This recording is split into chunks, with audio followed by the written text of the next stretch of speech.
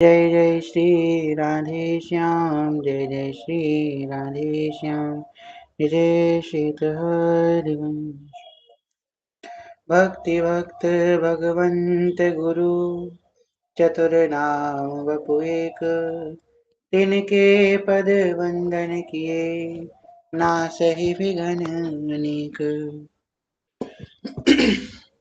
जनक सुता जग जननी मखेश्वरी क्रियेश्वरी स्वदेश्वरी सुरेश्वरी त्रिवेद भारतीश्वरी प्रमाण शासनेश्वरी रमेश्वरी चमेश्वरी प्रमोदे काननेश्वरी ब्रजेश्वरी ब्रजाधिपे श्रीराधिके नमोस्तुते। प्रथम श्री सेवक पद सिरनाऊ, करऊ कृपा श्री दामोदर मोह पे, श्री हरिवंश चरण रति पाऊं। प्रथम श्री सेवक पद सिरनाऊ, गुण गंभीर श्री व्यास नंदन जुके, तुव प्रसाद सुजस रस गाऊं। नागरिदास के तुम ही सहायक, रसिक अनन्य प्रति मन भाऊं। प्रथम श्री सेवक पद सिरनाऊ, प्रथम श्री सेवक पद सिरनाऊ। श्री हरिवंश श्री हरिवंश श्री हरिवंश चरण शरण। श्री युगल सरकार के कारण कृपा के फलस्वरूप, श्री आधा वल्लभ लाल जी कृपा के फलस्वरूप आप हम सब यहाँ एकत्रित हुए हैं। श्री हरिवंश चरितामृत हेतु कल तक की कथा में हम सब ने श्रवण किया किस प्रकार श्री महाप्रभु जी ने नरवाहन का उद्धार किया। नरवाहन के उद्धार के उपरांत किस प्रकार श्री महाप्रभु जी ने हरिराम व्यास जी पर कृपा करी, उनको दीक्षा प्रदान करी एवं श्री हरिराम व्यास जी किस प्रकार वृंदावन का वास करने लगे। हम सब ने श्रवण किया कि ओरछा का राजा ने कई प्रयास करे कि हरिराम व्यास जी वापस ओरछा आ जाएं, परंतु बार बार ओरछा के राजा के जो प्रयास थे वो निरस्त होते रहे, दूर होते रहे और हरिराम व्यास जी नहीं गए। अंत में ओरछा का राजा स्वयं आता है और श्री महाप्रभु जी से कहता है कि आपके तो शिष्य हैं श्री हरिराम व्यास जी, आप कृपा करें उनसे कह दें कि वापस से आ जाएं ओरछा और आकर के राजपाट संभाल लें। श्री महाप्रभु जी ने, वो तो बड़े करुणामयी है, महाप्रभु जी ने सोचा चलो ठीक है, आज शाम को आएंगे तो इनको हम आज्ञा दे देंगे। उधर जब ये बात श्री हरिराम व्यास जी को पता चली कि श्री महाप्रभु जी आज मुझे शाम को आज्ञा देने वाले हैं कि मैं वापस ओरछा चला जाऊं, उनकी आज्ञा तो मैं टाल भी नहीं सकता, मुझे तत्काल ओरछा की तरफ जाना पड़ेगा। के बाद जब उनको पता चली तो उनकी क्या दशा हुई। श्री हरिराम व्यास जी रुदन कर रहे हैं, वृंदावन के लता पताओं को, रजधानी को, पशु पक्षियों को, सबसे प्रार्थना कर रहे हैं कि आप मुझ पे कृपा करें, आप मुझ पे कृपा करें, मुझे धाम से ना जाना पड़े, कृपा करें हे स्वामी जी, मुझ पे कृपा करें। श्री हरिराम व्यास जी पद गा रहे हैं। कौन सा पद गा रहे हैं? स्वामिनी विनय मान लीजय, लाडली चरणन रख लीजय, और दिए कछु भावत नाही, और दिए कछु भावत नाही, श्री वृंदावन रच दीजय, प्रिया जो मेरो विनय मान लीजय। खग मृग पशु पंछी जो है उनसे प्रार्थना कर रहे हैं। खग मृग पशु पंछी आवन के, चरण शरण रख लीजय, प्रियाजू मेरो विनय मान लीजय, लाडली चरणन रख लीजय। श्री व्यास स्वामिनी की छवि निरखत, व्यास स्वामिनी की छवि निरखत, मोए महल टहलनी की जय, प्रिया जो मेरो विनय मान लीजे, स्वामिनी चरणन रख लीजे। ऐसी दशा हो रही है श्री हरिराम व्यास जी की। जब महाप्रभु जी को ये बात पता चली कि हरिराम व्यास जी की तो ऐसी दशा हो रही है, तो महाप्रभु जी ने कहा कि वो आएंगे तो हम उनको कह देंगे कि आज से आप वृंदावन से नहीं जाएंगे। हरिराम व्यास जी गए महाप्रभु जी के सामने, नेत्र नीचे करके खड़े हो गए। पता है महाप्रभु जी बोलने वाले हैं कि चले जाओ। महाप्रभु जी ने उनकी तरफ देखा और बोले कि आज से आपका अखंड वृंदावन वास हो गया। और उसके बाद हरिराम व्यास जी को ना कोई कभी लेने आया और ना उनके ऊपर कोई विपत्ति आई। ये हरिराम व्यास जी की जो कथा है, ये हमको क्या सिखाती है? ये हमको ये सिखाती है कि हम पूर्ण प्रयास करें, अपना पूरा पुरुषार्थ लगा दें कि हम धाम वास कर लें, सब कुछ कर लें, पूरा प्रयास कर दें, पर बार बार हमारे धाम वास करने में अड़चने आएंगी। पर जब गुरुदेव कृपा कर देंगे और गुरुदेव कृपा करके हमें धाम वास स्वयं प्रदान करेंगे, उसके बाद हमारी कोई भी अड़चन धाम वास में बिल्कुल भी नहीं आएगी। हरिराम व्यास जी के गुरुदेव श्री महाप्रभु जी ने स्वयं उन पे कृपा करके उनको धामवास दिया, तो उनके ऊपर फिर कोई अड़चन नहीं आई। अब जब अपने आप किया धामवास तो कितनी अड़चने आ रही हैं, कभी कोई आ रहा है, कभी कोई आ रहा है, कितना कुछ हुआ। पर जब महाप्रभु जी ने स्वयं दिया, अब उनका अखंड वृंदावन वास हो गया। हरि हम कब होंगे ब्रजवासी, कब मिली है वो नीकी सखिया, हरिवंशी हरिदासी, हरि हम कब होंगे ब्रजवासी, वंशी वट की शीतल छैया, श्री वंशी वट की शीतल छैया, पुलिन पवित्र जमुना सी, ओ हरि हम कब होंगे ब्रजवासी।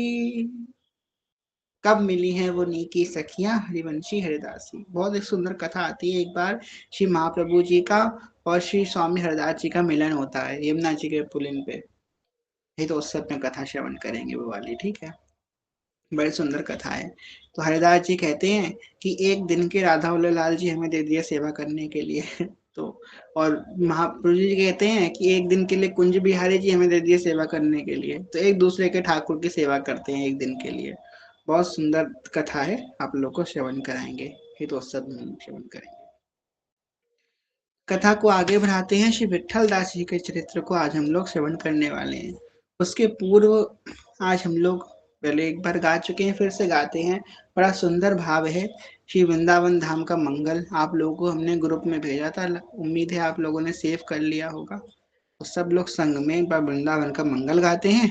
उसके उपरांत फिर हम लोग जो है श्री विट्ठल दास जी की कथा और दो पत्रियों का चर्चा करेंगे, ठीक है।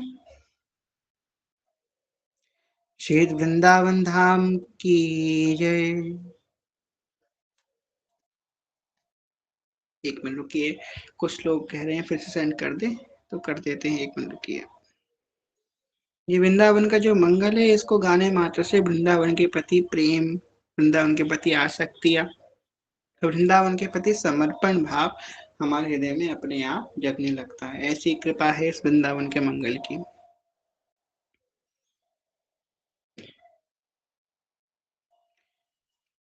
वो शायद मेरे फोन से डिलीट हो गया है, फिर से फोटो हमें क्लिक करनी पड़ेगी। और अभी तो हम कथा कर रहे हैं, तो हम बाद में भेज देंगे आप लोगों को ग्रुप में। अभी आप लोग जिनके पास है वो गा लीजिए, वरना जिनके पास नहीं है वो श्रवण कर लीजिए, ठीक है। जय जय श्री वृंदावन रसिकन प्राण है, प्रभु पद दाता सब निरसन की खान है। कैसोई पापी करत आनी जो वास है, दूर होते तत्काल तासु की त्रास है। तत्काल त्रास जुजात ताको होत निर्मल गात है, पावत महल की टहल जहाँ नित सहचरण को वास है। दर्शत जुगल छवि नैन अनुपम करत गुण को गान है। जय जय श्री वृंदावन रसिकन प्राण है। जय जय श्री वृंदावन अति शोभामयी। पिय प्यारी को धाम प्रेम विधिनी मई। अद्भुत छटा विलोकी दृगन दुख होत है। निरतत जुगल किशोर सुजगमग ज्योति है। ज्योत जगमग होते तिनकी कहाँ शोभा गाई है। 10 नौ चरण के चिन्ह सी जमुना पुलिन में पाई है। गावत मोर मराल जिनकी केली कल नित नित नई। जय जय श्री वृंदावन अति शोभामयी। जय जय श्री वृंदावन कहाँ महिमा कहो। मोमती तिनाही जुअंतता को लहो। शेष महेश सुरेश न पावत पार को। अजमति हूँ बोराय करत जो विचार को। विचार को बोराय अजमति कहाँ गुण वर्णन करूं। अति दिव्य जटित मलिन भूमि ध्यान कैसे हो धरू। निशि दिवस करत विचार यह आकाश फल कैसे लहो। जय जय श्री वृंदावन कहाँ महिमा कहो। जय जय श्री वन राज ही मस्तक नाई है। याही के परताप जुगल पद पाइए। कार्तिक सुदिते रस को जन्म जुजानिए। द्वितीय प्रभु को रूप सुता को मानिए। मानी प्रभु को रूपता को विपट बेली बाज रही। भानु जाके तीर दो श्याम श्यामा राजही। वृंदावन हित रूप मंग रसिक जन सुखदाई है। जय जय श्री वन राज ही मस्तक नाई है। जय जय श्री वन राज ही मस्तक नाई है। इस प्रकार श्री वृंदावन धाम का मंगल वृंदावन चाचा जी ने प्रदान किया हम सभी को। बड़ा सुंदर है मंगल और इसका गान हम सबको जरूर करना चाहिए नित्य। अब हम लोग कथा में प्रवेश करते हैं। श्री विठल दास जी का चरित्र। तो विठल दास जी ऐसे अनन्य भक्त हुए, श्री महाप्रभु जी के ऐसे शरणागत हुए, श्री जी के अनन्य भक्त हुए कि महाप्रभु जी जब पत्री में उनसे वार्तालाप कर रहे हैं तो विठल दास जी की स्थिति, विठल दास जी का समर्पण सब उन पत्रियों में महाप्रभु जी के शब्दों के द्वारा हम सबको पता लग रहा है। वास्तविक रूप में श्री महाप्रभु जी की जो 2 पत्री हैं, उन पत्रियों के श्रवण मात्र से ही विठल दास जी का सारा चरित्र हमके हमारे सामने अपने आप प्रकाशित हो जाएगा। परंतु फिर भी अगर थोड़ा संक्षेप में श्रवण करने का प्रयास करें तो विठल दास जी जो हैं महाप्रभु जी के संग ही, मतलब महाप्रभु जी के आने के बाद ही देव बन से उनके पीछे पीछे विठल दास जी भी आए। बाल सखा थे विठल दास जी, छबील दास जी सब महाप्रभु जी के संग साथी थे। महाप्रभु जी के शरणागत हुए आकर के और बड़े ही दैन्य भाव से महाप्रभु जी के पास नित्य बैठते, रस रीति का श्रवण करते। श्री विठल दास जी अपने पूर्ण परिवार को, गृहस्थ थे, अपने पूर्ण परिवार को लेकर के वृंदावन धाम का ही वास किया करते थे। यद्यपि धाम वास कर रहे थे क्योंकि घर गृहस्थी है तो गृहस्थी के लिए लालन पालन भी करना है। बड़ी कठिनाई से ऐसा तैसा धन एकत्रित होता था, परंतु उन सबको एक कोने में रख करके श्री विठल दास जी सिर्फ और सिर्फ वृंदावन धाम का ही आश्रय लिए हुए थे। तुलसीदास जी कहते हैं ना, दूजे तीजे जो जुड़े साक पत्र कछुआए। तो ऐसी स्थिति से वृंदावन धाम का वास हमें करना चाहिए। हम लोग क्या करते हैं, पहले व्यवस्था बना लेते हैं कि कुछ भी जो है हमको कमी नहीं होनी चाहिए, बिल्कुल मतलब जमीन पे पैर भी ना रखना पड़े, ऐसे हमको धामवास मिले। पर धामवास की जो रीति है वो तो रसकों ने लिखी है वाणियों में, उसी अनुसार धामवास करा जाता है। खैर, तो विठल दास जी बड़े अनन्य थे श्री महाप्रभु जी के, और बहुत विद्वान थे। इतने विद्वान थे कि उनकी विद्वत्ता की जो चर्चा थी वो दूर दूर देश तक विख्यात थी। अब जिस राजा के दरबार में वो वहाँ के सेनापति थे, वहाँ के सलाहकार थे राजा के, अब वहां से वो छोड़ करके आए थे वृंदावन धाम वास करने के लिए। राजा बार बार उनको बुलाता कि भाई आइए आइए, यहाँ पे आपको सब संभालना है आकर के, पर वो नहीं जाते। एक बार की बात है कि राजा के सिपाही आए विठल दास जी को संदेश देने के लिए राजा का, और उस समय विठल दास जी महाप्रभु जी के संग ही बैठे हुए थे। महाप्रभु जी के सामने राजा के सिपाहियों ने विठल दास जी का, राजा का संदेश विठल दास जी को सुनाया। श्री महाप्रभु जी ने जब संदेश को श्रवण किया तो महाप्रभु जी ने आज्ञा करी कि आप जाइए, आपको जो कर्तव्य कर्म श्री जी ने प्रदान किया उस कर्तव्य कर्म का पालन किए जा करके। देखिए, धामवास करना बहुत अच्छी बात है, परंतु हमें अपने कर्तव्य कर्म को भी देखना पड़ेगा, क्योंकि देखिए दोनों चीजें श्री जी ने प्रदान करी हम लोगों को। जो हम गृहस्थी है, जो संसार के कार्य हैं वो भी श्री जी ने प्रदान करे हैं, भक्ति है वो भी श्री जी ने प्रदान करी है। एक चीज के लिए दूसरी चीज नहीं छूट जा सकती, है ना। दोनों चीजें को बैलेंस करना पड़ेगा हमको भक्ति में, ये बात को हमेशा ध्यान रखना है।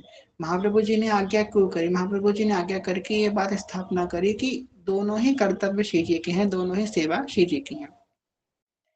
अब विठल दास जी चले गए, पर विठल दास जी ने, क्योंकि अनन्य है महाप्रभु जी के, रोज दर्शन करते हैं, रोज महाप्रभु जी का उच्चिष्टामृत पाते हैं। अब वहां पे कैसा उच्चिष्टामृत होगा। तो विठल दास जी को जो तनख्वाह मिलती थी राजा के दरबार में, उस पूरी तनख्वाह को विठल दास जी खर्च कर देते। किसमें खर्च करते, तो विठल दास जी ने दो सिपाही रखे हुए थे। एक, जैसे कि एक वहां से निकलता, श्री महाप्रभु जी का चरणामृत लेता, उच्चिष्टामृत लेता, और फिर आता, उतने देर में दूसरा निकल जाता। तो दो रखे हुए थे, मतलब नित्य। यद्यपि इतनी दूर विठल दास जी रह रहे हैं। श्री श्री हरिवंश, राधे। माइक म्यूट रखिए, एक मिनट जी। तो इतनी दूर विठल दास जी रह रहे हैं, परंतु फिर भी नित्य महाप्रभु जी का उच्चिष्टामृत पा रहे हैं। ये होता है समर्पण। देखो, पुराणों में वर्णन है ना, पुराण कहते हैं कि जो हमारी जो भी धन हम अर्जन करते हैं, उस धन का 10% जो है हमको दान करना चाहिए। शिव पुराण कहता है जितना हम धन अर्जन करें उसका 10% दान करना चाहिए, उससे क्या होता है, धन की शुद्धि होती है। पर जो भक्त होते हैं उनका 10% उनका 100% भगवान में ही जाता है, क्योंकि उनका खुद का तो कुछ भोग होता नहीं है कि उनको भोग विलास करना है या दुनिया भर के कुछ कार्य करने हैं। वो उनका घूम फिर के जो होते हैं, अगर वो 1000 रुपए उनकी आ रहे हैं, लाख रुपए आ रहे हैं, तो वो घूम फिर के ठाकुर जी की सेवा में ही जाते हैं। ये होता है भक्त, क्योंकि वो पूर्ण रूप से भगवान के ऊपर समर्पित है। जब भगवान की सेवा उसका कोई है ही नहीं तो वो कहाँ खर्च करेगा, ये होता है भक्त के ऊपर। तो जब, क्योंकि सब उसके हैं, सब रिश्ते उन्हीं के संग हैं। और सबसे बड़ी बात है, हम लोग राधा वल्लभी संप्रदाय के, ये बात आप लोग बहुत अच्छे से रिलेट कर पाएंगे। हम लोग के इतने तो उत्सव होते हैं, एक उत्सव पूरा हुआ फिर दूसरा उत्सव आ गया, फिर तीसरा उत्सव आ गया। अब उत्सव की तो तैयारी करनी पड़ती है, तो हम लोगों का जितने भी धन अर्जन होता है सब शिव जी में ही घूम फिर के चला जाता है। क्यों, क्योंकि इतने तो उत्सव शिव जी के होते हैं। तो यही भक्त होते हैं, और ऐसे हम लोग बिजी रहते हैं, समय ही नहीं होता कि और इधर उधर कहीं पे जाएं। खैर, तो विठल दास जी इस प्रकार करते थे। अब विठल दास जी जब वृंदावन से गए तो महाप्रभु जी का एक चित्रपट अपने से लेकर के गए। एकमात्र वही चित्रपट महाप्रभु जी का प्राप्त होता है। आज भी आप लोग जाएंगे, राधा वल्लभ जी के मंदिर के बगल में श्री महाप्रभु जी का मंदिर है, वहां पे वो वही चित्रपट है जो विठल दास जी अपने से लेकर के गए थे। उसी की नित्य सेवा किया करते थे। राजा के दरबार में जब विठल दास जी गए तो उसकी जो राज्य था उसका वृद्धि होने लगी, सब अच्छा होने लग गया, राजा भी प्रसन्न था। एक बार राजा श्री द्वारकाधीश जी के दर्शन करने के लिए गया। तो ठीक है, विठल दास जी भी गए द्वारका, पर द्वारकाधीश जी के दर्शन उन्होंने नहीं करे। तो जब कुछ लोग दरबार में थे जो जलते थे विट्ठल दास जी से कि ये राजा के बड़े प्रिय हैं, अभी से आए हैं, राजा इनसे बड़ा स्नेह करता है, प्रेम करता है। तो उन सब ने राजा से कह दिया कि विट्ठल दास जी देखिए कैसा अपमान कर रहे हैं, वैष्णव हैं तब भी इन्होंने द्वारकाधीश जी के दर्शन नहीं करे। राजा को बड़ा अचंभा हुआ कि ऐसा कैसे हो सकता है, तो उन्होंने कहा आप खुद पूछ लीजिएगा। दूसरे दिन सभा लगी। जब सभा लगी तो राजा ने सभा में सबके सामने विट्ठल दास जी से पूछा कि विट्ठल दास जी, क्या आपने द्वारकाधीश जी के दर्शन नहीं करे? विट्ठल दास जी बोले नहीं। बोले आपने क्यों नहीं करे? विट्ठल दास जी ने जवाब दिया कि मैं तो एकमात्र श्री राधा वल्लभ लाल जो मोर मुकुट धारी हैं, जो वंशी धारण करते हैं, जिनके वामांग में श्री प्रिया जी विराजमान है, मेरा मस्तक तो सिर्फ और सिर्फ उन्हीं के आगे झुकता है।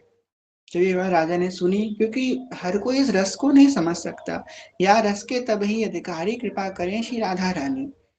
और सच बताएं, अनन्यता हर किसी में नहीं आ पाती है, और इस रस की अनन्यता तो बहुत मुश्किल है, बहुत बहुत मुश्किल है।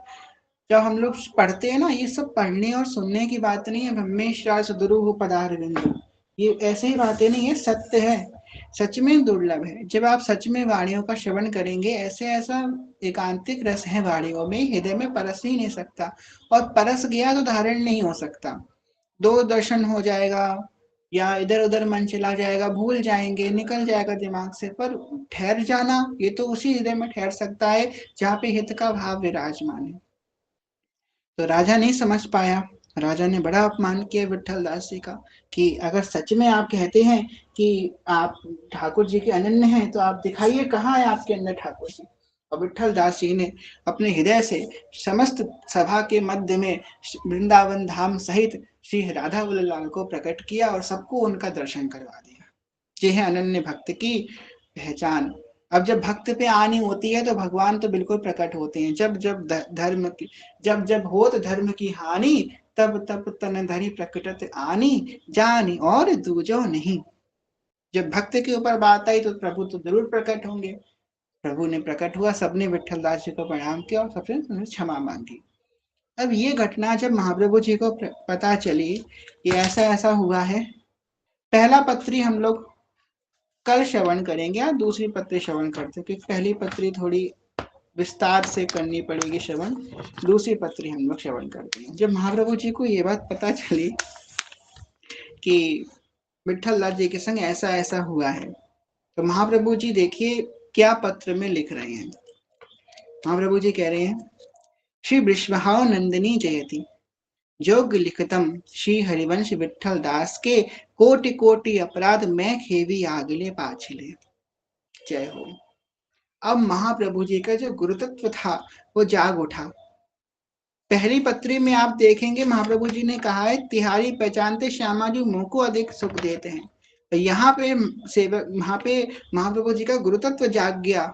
जो बड़े होने का कर्तव्य, हम बड़े हैं, वो मेरा शिष्य है, मेरा छोटा है, ये बात महाप्रभु जी के अंदर जाग गई है। महाप्रभु जी कह रहे हैं, जोग लिखतम श्री हरिवंश विट्ठल दास के, कोटि कोटि अपराध मैं खेवी आगले पाछले। यही आपने तो सुना होगा, कोट विप लगी लागे जाहू, आगे शरण तजव नहीं ताहू, कि भाई जब शरणागत हो जाते हैं, उसके पूर्व के जो अपराध थे वो तो खत्म हो जाते हैं, पर ऐसा कहीं नहीं सुना होगा कि आने वाले अपराध भी खत्म हो जाते हैं। यहाँ पे कह रहे हैं महाप्रभु जी कि जो तुमने पहले अपराध करे हैं पिछले, वो भी खत्म मैं करूंगा, और जो आने वाले जो अपराध हैं उनको भी मैं खत्म कर दूंगा। ऐसी है कृपा श्री महाप्रभु जी की। मैं खेवी, महाप्रभु जी ने कहा है मैं उसको भोगूंगा। कितनी सुंदर वाशी महाप्रभु जी कह रहे हैं। अब ये बात अगर हम लोग हृदय से धारण करें, बड़ा चिंतनीय विषय है, और बड़ी अनन्यता और बड़ी शरणागति का भाव ये बात पुष्ट करने वाली है। जब हमारे साहिब जी चर्चा करे थे पत्रियों की, तो साहिब जी बोले थे कि हम बड़ी धूर्तता कर रहे हैं इन पत्रियों की चर्चा करते हुए, क्योंकि ये चर्चा करनी है तो चिंतन का विषय है। और सच में ये पत्री जो है तो चिंतन का ही विषय है। इसकी एक एक जो पंक्ति है वो आपको न जाने कितने समय तक गहन चिंतन में डाल सकती है। बहुत सुंदर पत्री है श्री महाप्रभु जी की। महाप्रभु जी कह रहे हैं कि कोटि कोटि अपराध मैं खेवी आगली पीछे, क्योंकि विट्ठल दास के ऊपर उंगली उठी है। विठल दास जी को लोगों ने क्रिटिसाइज किया है, तो महाप्रभु जी कह रहे हैं मैं भोगूंगा, मैं तुम उसके संग हूं। आगे कह रहे हैं विठल दास मेरे प्राण हैं। आहा, जैसे होता है ना कि कोई छोटा बच्चा होता है, कहीं से किसी बच्चे ने उसको मार दिया, माँ के पास आता है कि माँ उसने हमको मार दिया, शिकायत लेके आता है, तो माँ उसको अपने हृदय से लगा लेती है। समझ लो बस कुछ ऐसा ही हुआ है। यद्यपि विठल दास जी ने कुछ कहा भी नहीं है महाप्रभु जी से, फिर भी महाप्रभु जी का महत्व तो जाग उठा है। महाप्रभु जी कह रहे हैं विठल दास मेरे प्राण हैं, वो मेरे प्राण हैं। जो शास्त्र मर्यादा सत्य है और गुरु महिमा ऐसे ही सत्य है। कह रहे हैं शास्त्र मर्यादा सत्य है और गुरु महिमा ऐसे ही सत्य है। मतलब शास्त्र का कहते हैं कि जो शिष्य होता है वो गुरु का पुत्र होता है। देखो दो चीजें होती हैं, एक तो गुरु का जो बायोलॉजिकल सन है वो भी उनका पुत्र है, और जो शिष्य होता है वो भी गुरु का पुत्र होता है, पुत्र के समान होता है शिष्य। तो कह रहे हैं कि जो शास्त्र मर्यादा सत्य है और गुरु महिमा ऐसे ही सत्य है, और गुरु की महिमा तो सब जानते ही हैं। तो कह रहे हैं तो ब्रज नव तरुणी कदम्ब चूड़ामणि श्री राधे, तिहारे स्थापे गुरु मार्ग विषय विश्वास अज्ञानी को होते हैं, ताते यह मर्यादा राखनो। अब यहाँ बहुत समझने की बात है। यहाँ पे महाप्रभु जी विठल दास जी से कह रहे थे, और विठल दास जी को पत्र लिखते लिखते महाप्रभु जी प्रिया जी से बात करने लग जाते हैं। देखो अभी तक विठल दास जैसे कह रहे थे विठल दास मेरे प्राण हैं, उसके बाद क्या कह रहे हैं तो ब्रज तरुणी कदम चूड़ामणि श्री राधे। अब देखो प्रिया जी से बात करना उन्होंने प्रारंभ कर दिया है। प्रिया जी से क्या कह रहे हैं, गुरु महिमा ऐसे ही सत्य है, तो हे ब्रज नव तरुणी कदम्ब चूड़ामणि श्री राधे, तिहारी स्थापे गुरु मार्ग विषय विश्वास अज्ञानी को होते हैं। कह रहे हैं प्रिया जी ये जो गुरु मार्ग है ये आपके द्वारा स्थापित किया गया है। अब यहाँ पे एक प्रमाण भी मिलता है, जैसे कि कुछ लोग कहते हैं कि क्या प्रमाण है कि महाप्रभु जी के जो गुरु हैं वो राधा रानी। कल किसी ने यही प्रश्न पूछा था ना कथा के बाद कि क्या प्रमाण है कि राधा रानी ने महाप्रभु जी को दीक्षा दी है क्या, तो ये प्रमाण महाप्रभु जी स्वयं दे रहे हैं पत्री में। ये पत्री आज भी है, प्रिजर्व है ये पत्रियां आज भी, जो हमारा राधा वल्लभ पुस्तकालय है उसमें पत्रियां प्रिजर्व हैं ये आज भी। तो कह रहे हैं कि तिहारे स्थापित गुरु मार्ग है, ये प्रिया जी ये जो गुरु मार्ग है ये आपके द्वारा स्थापित किया गया है। विषय अविश्वास अज्ञानी को होते हैं, और इस मार्ग में ये जो आपका मार्ग है इसमें अविश्वास जो है वो अज्ञानी को होते हैं। जो अज्ञानी है उसे इस मार्ग में अविश्वास होता है। सुनते हैं ना इधर उधर से अप्रामाणिक संप्रदाय दुनिया भर की बातें, तो वही बात मुझे यहाँ पे कह रहे हैं जो अज्ञानी है वो उसको अविश्वास इस मार्ग में होता है। पर प्रिया जी ताते यह मर्यादा रखो, ये मर्यादा आपको रखनी है। क्यों? क्योंकि आपके द्वारा स्थापित ये गुरु मार्ग है। विठल दास जी के ऊपर, उनकी अन्यता के ऊपर, उनके भाव के ऊपर जो आज ये उंगली उठी है उसकी मर्यादा प्रियाजू आपको रखनी है। आप लोग देख रहे हो किस प्रकार एक गुरु प्रिया जी के दरबार में अपने शिष्य की वकालत कर रहे हैं। यही होते हैं गुरु।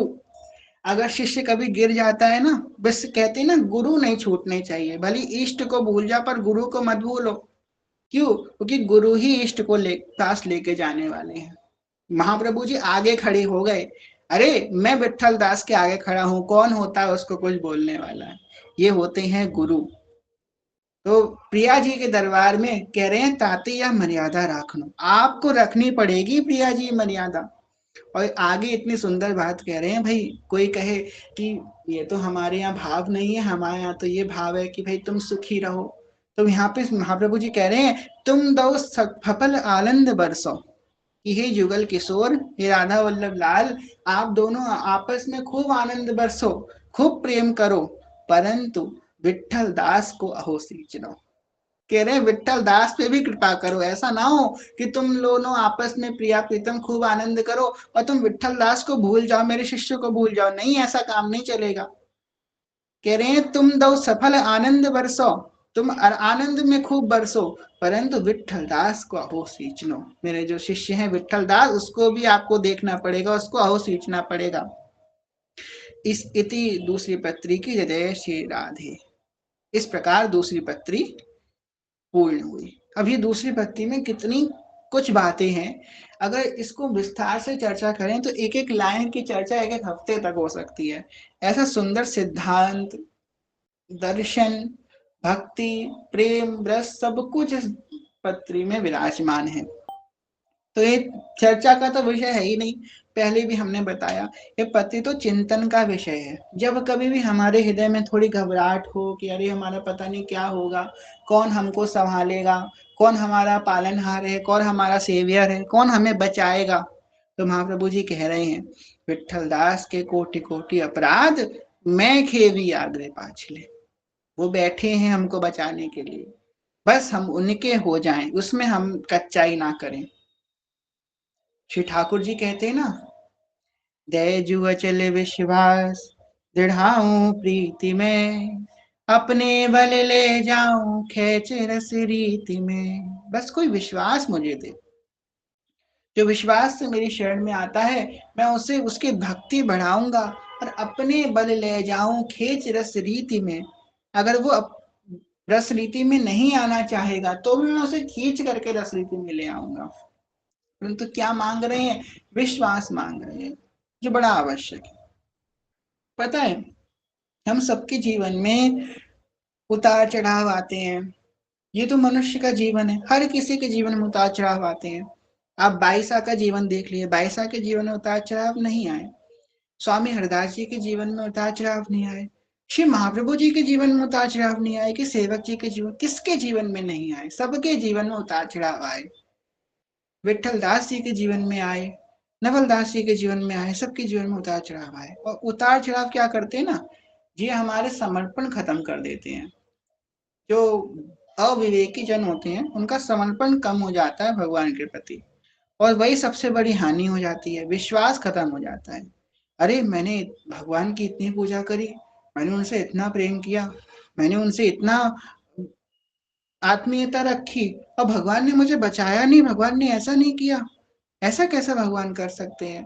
भगवान ने मुझे धोखा दे दिया। भगवान धोखा नहीं देते हैं, अभी हमको पता ही नहीं है कि वो क्या देने वाले हैं। इतना तो सच बात विश्वास करके रखना। हम तो अपने अनुभव से और संत जनों की वाणी से बता रहे हैं, भगवान प्रारब्ध भी खत्म कर देते हैं, सब खत्म पूरा। हम ये नहीं कहेंगे कम कर देते हैं, खत्म डिलीट कर सकते हैं। वो भगवान है, वो सब कुछ कर सकते हैं, कि वो प्रारब्ध के अधीन है, वो प्रारब्ध भी खत्म कर सकते हैं। पर उतना विश्वास हमें होना चाहिए, बस विश्वास हमें भगवान पे होना चाहिए। विश्वास अगर करेंगे तो हम 1 करोड़ क्या 1 अरब बार गिरेंगे, वो 1 अरब बार उठा के हमको वापस बैठाएंगे, बार बार उठाएंगे। उनके जितना प्रेम हमें कोई नहीं कर सकता है। ये बात बाद में समझ में आती है। पता क्या होता है, हम संसार के संबंधों में, संसार के प्रेम में इतने बंधे हुए होते हैं कि हमें पता नहीं चलता है कि कोई हमें प्रेम इतना कर भी सकता है, क्योंकि किसी ने इतना कभी प्रेम किया नहीं होता है। हम लोगों को पता नहीं होता है कि कोई इतना प्रेम भी कभी कोई कर सकता है। पर प्रेम कौन करते हैं? श्री ठाकुर जी करते हैं, श्री गुरुदेव भगवान प्रेम करते हैं। और वो ऐसा प्रेम करते हैं कि फिर हम देख नहीं पाते हैं कि कोई इतना प्रेम हमें कभी कर भी सकता है, हमें सोचा भी नहीं होता है। सच बता रहे हैं। कहाँ तक आपको बताएं, छोटी बड़ी बातें, पर हाँ, गुरुदेव जितना प्रेम कभी कोई नहीं कर सकता है, कभी नहीं कर सकता है। श्री महाप्रभु जी यहाँ पे कह रहे हैं, विठल दास के कोटि कोटि अपराध, मैं खेवी आग्रह पाछले। कौन कहता है ये बात? गुरु कह रहे हैं। अब हम लोग पहली पत्री का श्रवण करते हैं। ये पहली पत्री विठल दास जी के जीवन में जो ये घटना हुई उसके पूर्व की पत्री है। तो पहली पत्री हम लोग श्रवण करते हैं। श्री सकल गुण संपन्न, रस रीति बढ़ावन, चिरंजीव मेरे प्राण के प्राण विठल दास, जोग लिखतम श्री वृंदावन नजोग सेवी, श्री हरिवंश जोड़ी सुमरन बंचनो। अब इसमें बड़ी सिद्धांतिक बातें भी छुपी हुई हैं, जिसको हम लोग बीच में श्रवण करते हुए चलेंगे। कह रहे हैं, श्री सकल गुण संपन्न, रस रीति बढ़ावन, चिरंजीव मेरे प्राण के प्राण विठल दास। पहले महाप्रभु जी ने दूसरे पत्री में बोला, विठल दास मेरे प्राण हैं। पहली पत्री में क्या कह रहे हैं? मेरे प्राण के प्राण विठल दास। ये कोई ऐसी कहने की बात नहीं है, ऐसे कि आजकल होता है ना, हम 350 लोगों को बोलते रहते हैं हम आपसे प्रेम करते हैं, आपसे प्रेम करते हैं, आपसे प्रेम करते हैं, पर करते एक से भी प्रेम नहीं है। वो इतना छोटा हो गया है ना ये शब्द, हम आपसे प्रेम करते हैं, इतना सस्ता हो गया है कि हम हर किसी से बोलते फिरते हैं प्रेम करते हैं, वास्तव में कहाँ प्रेम करते हैं। तो महाप्रभु जी उस वे में नहीं बोल रहे हैं मेरे प्राण के प्राण, ये सच में बोल रहे हैं प्राण के प्राण। आपको आज दिन तक किसी ने, हम सच बता रहे हैं, ये बात कभी किसी ने बोली नहीं होगी मेरे प्राण के प्राण। अगर बोली भी होगी तो इस भाव से तो बिल्कुल नहीं बोली होगी जहां जिस भाव से महाप्रभु जी यहाँ पे बोल रहे हैं। कोई नहीं बोल सकता, ना बोली होगी और ना कोई बोल सकता है, सिर्फ गुरु ही बोल सकते हैं। हम आपको लिख के दे सकते हैं ये बात कि कितने भी संबंध आपके संसार में किसी से भी हो, किसी से भी हो, कितना भी प्रेम हो, पर ये बात कोई नहीं बोल सकता तुम मेरे प्राणों के प्राण हो, सिर्फ गुरु ही बोल सकते हैं, क्योंकि उनके जितना प्रेम कोई नहीं कर सकता है। पता है क्या होता है, अगर कोई हमें थोड़ा प्रेम दे देता है या कुछ धन दौलत दे देता है, हम सोचते हैं अरे इसने हमको इतना कुछ दे दिया, बड़ा प्रेम है। इस संसार में सबसे कठिन वस्तु पता है क्या है, भजन करना है, और लोग उसको समझते नहीं है। भले भजन तो वो लोग ठलुआ लोग करते हैं, फ्री होते हैं, करके देखो।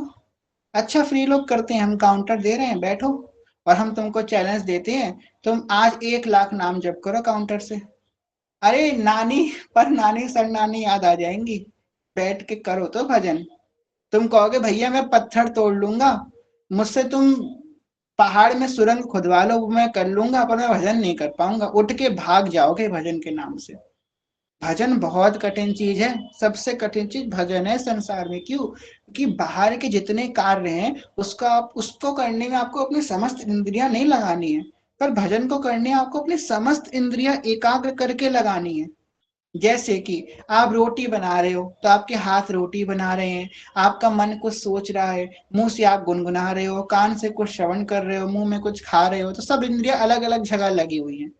परंतु जब आप भजन कर रहे हो तो आपकी सारी इंद्रियां एकाग्र होकर के भजन में लगी हुई है, जो कि बहुत कठिन है। तो भजन से कठिन कार्य संसार में कोई नहीं है।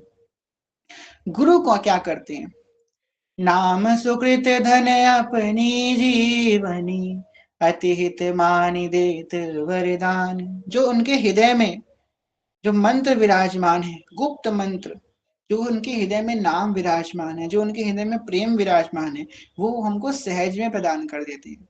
गुरु जो हमको देते हैं ना, हम उनको अपना समस्त वैभव, अपना तन मन धन सब कुछ अर्पित कर दें, तब भी हम उनका लेश मात्र भी चुका नहीं सकते। गुरु ने जो हमको दिया है, उन्होंने हमको सब कुछ दे दिया है, कुछ नहीं रहा है। इसलिए गुरु की इतनी महिमा है शास्त्रों में। गुरु गोविंद दऊ खड़े, काके लागू पाए, बलिहारी गुरु आपने गोविंद दिए बताए। मैं तो 7 समुद्र की मसी करूं, लेखन सब बन राय, सब धरती कागज करूं, गुरु गुर लिखा न जाए। तो यहाँ पे श्री महाप्रभु जी कह रहे हैं, मेरे प्राण के प्राण विठल दास जोग लिखतम श्री वृंदावन रजोप सेवी। श्री महाप्रभु जी ने अपना परिचय यहाँ पे दिया है वृंदावन रजोप सेवी के नाम से। मैं वृंदावन रज का सेवन करने वाला हूँ। सेवन मतलब उसको धारण करने वाला हूँ, मतलब उसका वंदन करने वाला हूँ। वृंदावन रजोप सेवी, यही बात तो सेवक जी भी कह रहे हैं ना। लता भवन सुख शीतल छाहा, श्री हरिवंश रहत नित ताहा, जहाँ न वैभव आनि के। ये बात सेवक जी भी कह रही है। वृंदावन रजोप सेवी, श्री हरिवंश जोरी सुमरन बंचनो, तुम प्रिया प्रीतम का स्मरण करो। आगे कह रहे हैं, जोरी सुमरन मत रहो। ये जुगल किशोर की जो जोड़ी है, ये जुगल जोड़ी है, इसके सुमरन में तुम मत रहो, मतलब इनके सुमरन में ही तुम आनंदित रहो। कभी मत हुए हो आप लोग जोड़ी के सुमरन में? कभी हुए हो तो भाई मजा आ जाएगी, कैसा होता है सुमरन जोड़ी का, ये जुगल किशोर की रूप माधुरी का। गलवैया दिव्य प्रिया प्रीतम आ रहे हैं, उनका हम चिंतन कर रहे हैं। तेरे नैन करत दो चारी, तेरे नैन करत दो चारी, अति कुल कात समात नहीं कहूँ, मिले हैं कुंज बिहारी प्यारी, मिले हैं कुंज बिहारी। प्रिया जी कैसी बनी है? आजुनी की बनी राधिका नागरी, आजुनी की बनी राधिका नागरी। ब्रज जुवती जूथ में रूप अरु चतुरई, शील श्रृंगार गुण सबने त्यागरी। अभी उस दिन एक भैया ने पूछा था कि हित सजनी के युद्ध की सखियां कैसी दिखती हैं? तो हित सजनी के युद्ध की इतनी सखियां हैं, वो हित सजनी जैसी ही दिखती हैं। जैसी हित सजनी है तैसी हित सजनी के युद्ध की सभी सखियां हैं। हम सब तो हित सजनी के युद्ध की सखियां हैं ना, तो हम कैसे दिखेंगे निकुंज में? जैसी हित सजनी दिखती हैं, एज इट इज, कोई फर्क नहीं है। हित सजनी कैसी दिखती हैं? तो प्रिया जी ऐसी दिखती हैं। जैसी प्रिया जी हैं तैसे ही हित सजनी है। शास्त्रों में वर्णन है कि जब नारायण के दूत आए अजामिल को लेने के लिए, तो उनके उनके क्या था? शंख चक्र का चिन्ह है उनके, वो बिल्कुल नारायण की तरह है। तो नारायण के जो पार्षद है बिल्कुल नारायण की तरह है, राम जी के पार्षद बिल्कुल राम जी की तरह है। तैसे ही श्री प्रिया जी की जो सहचरिया है वो एकदम प्रिया जी जैसी ही है। बनिता पुरुष भाव मिट जाई, प्रिया जी की सहचरिया बिल्कुल प्रिया जी जैसी ही हैं। जैसी प्रिया जी हैं तैसी उनकी सहचरियां हैं, देखने में किंचित भेद नहीं है दोनों में, ऐसी हैं ये सजनी जो। एक मन में बड़ा सुंदर भाव आया है, अभी तो हितोत्सव हो जाए, या तो हितोत्सव के मध्य में ही एक भाव करेंगे। उस भाव का नाम होगा कैसी है हित सजनी जो। ठीक है, 7 दिन का भाव करेंगे 40 दिन के हितोत्सव के मध्य में। कैसी है हित सजनी जो, और उसमें बताया जाएगा कैसी है हित सजनी जो, कैसी दिखती हैं, कैसा उनका भाव है, कैसे उनकी करुणा है, कैसे प्रियालाल जी की सेवा में चतुर रहती हैं। प्रयास करेंगे, जैसा भी होगा ग्रुप में आप लोगों को अपडेट दे दी जाएगी। खैर यहाँ पे आगे कह रहे हैं, जोरी सुमरन मत रहो, जोरी जो है सुख बरसत है। कह रहे हैं जो जुगल किशोर की जोड़ी है सुख बरसाने वाली, सुख का वर्षण करने वाली है। तुम कुशल स्वरूप हो, तुम भी अधिकारी हो इस जोड़ी के। और आगे कह रहे हैं, तिहारे हस्ताक्षर बारंबार आवत हैं, सुख अमृत स्वरूप हैं, पत्री वाचन आनंद उमड़ी चले हैं। कितनी सुंदर बात, कितनी धन्यता है श्री महाप्रभु जी के हृदय में। कह रहे विठल दास, आपके पत्र आते हैं, बड़ा सुख मिलता है उन पत्रों को सुन करके। आज मैं ये पत्र जब आपको लिख रहा हूं, तो लिखते लिखते मेरे अंदर बड़ा आनंद आ रहा है। बताओ, ये ऐसा लग ही नहीं रहा है कि गुरु अपने शिष्य को कह रहे हैं, ऐसे करुणामय है। श्री महाप्रभु जी ने तो कोई भेद ही नहीं रखा ना। श्री महाप्रभु जी ने कोई किसी को अनधिकारी बताया ही नहीं। जिसे कि आप जाते ना इधर उधर, आप अधिकारी हैं, अच्छा वो अनधिकारी हैं, अधिकारी अनधिकारी हैं। अब ये डिसाइड कौन करेगा कि कौन अधिकारी है और कौन अनधिकारी है? इस बात को कौन डिसाइड करेगा? आचार्य डिसाइड करेंगे ना, हम लोग तो डिसाइड नहीं कर सकते कौन अधिकारी है और कौन अनधिकारी है। श्री महाप्रभु जी ने कभी नहीं कहा कि कोई अधिकारी है और ये अनधिकारी है। ना सिर्फ सेवक जी महाराज ने कहा, सेवक जी महाराज ने काचे धर्मी प्रकरण में ये जरूर बताया कि कौन काचे धर्मी है। अब यहाँ पे एक बात समझनी है, सेवक जी ने उनको भी धर्मी कहा है कि नहीं कहा है? भले काचे हैं पर हैं वो भी धर्मी, हरिवंश नाम लेने वाले वो भी हैं, जाएंगे वो भी निकुंज में, परंतु है कच्चे। होते ना, माँ के 2 पुत्र होते हैं, थोड़ा अच्छा होता है थोड़ा कच्चा होता है। तो कह रहे हैं ये भी धर्मी पर थोड़े काचे हैं, वो पाके हैं, पर धर्मी का नाम महा सेवक जी ने दिया है। ये होती है कृपा। तो महाप्रभु जी ने कभी अधिकारी अनधिकारी का विचार ही नहीं किया। अगर किया होता तो सबसे ज्यादा अनधिकारी तो नरवाहन होते, जिनको महाप्रभु जी ने सबसे पहले दीक्षा प्रदान करी है। तो महाप्रभु जी ने कभी सोचा ही नहीं कौन अधिकारी है कौन अनधिकारी है, सबको इस रस को बांटा है। हमारे मार्ग में कभी भी इस चीज का विचार किया ही नहीं जाता है कि आप कौन से कुल से हैं, क्या है आपकी बैकग्राउंड, क्या है, कुछ नहीं। बस क्या है, राधा और लाल आपके प्रीतम बन चुके हैं, वृंदावन धाम आपको प्यारा हो चुका है, बस आप अधिकारी हो गए हैं श्री प्रिया जी के शरणागत होने के लिए। ये तो दो चीजें देखनी पड़ेगी, वृंदावन धाम प्राण हो जाए, श्री राधा और लाल से प्रेम हो जाए। और ये दोनों चीजें बड़ी मुश्किल हैं, हर किसी के अंदर नहीं आती हैं सहज से। कह रहे हैं तिहारे अक्ताक्षर बारंबार आवत हैं, सुख अमृत स्वरूप है, पत्री वाचन आनंद उमड़ी है। ये पत्री लिखते हुए मुझे बड़ा आनंद आ रहा है। और महाप्रभु जी आगे कह रहे हैं, मेरी बुद्धि को इतनी शक्ति नहीं जो कही सके, पै तो ही जानत हो, श्री स्वामी जो तुम पर बहुत प्रसन्न है। महाप्रभु जी कह रहे हैं, मेरी बुद्धि में इतना शक्ति नहीं है विठल दास कि मैं वर्णन कर सकूं, पर तुम तो सब जानते हो ना कि प्रिया जी तुम पे कितनी प्रसन्न है। गुरु को बड़ा अच्छा लगता है जब उनका शिष्य प्रिया जी के नजदीक जा रहा होता है। क्यों? क्योंकि देखो, अगर शिष्य को भगवत प्राप्ति हो जाती है तो गुरु भी धन्य हो जाते हैं और शिष्य भी धन्य हो जाते हैं। गुरु क्यों धन्य हो जाते हैं? गुरु इसलिए धन्य हो जाते हैं कि उनका दीक्षा देना जो है वो सफल हो गया, और शिष्य तो हो ही जाता है धन्य क्योंकि उसका दीक्षा लेना सफल हो गया। देखो, एक शिष्य होता है ना, बस वही अच्छे गुरु की तलाश नहीं करता है, एक गुरु भी अच्छे शिष्य की तलाश करता है। क्योंकि देखो, सबसे ज्यादा भार तो गुरु के हाथों में ना। गुरुदेव को भगवान ने कितनी बड़ी वो दी है, जिम्मेदारी दी है कि आपको जीवों को भगवान के मेरे पास लेकर के आना है, मुझसे जोड़ना है, मेरी भगत प्राप्ति करवानी है।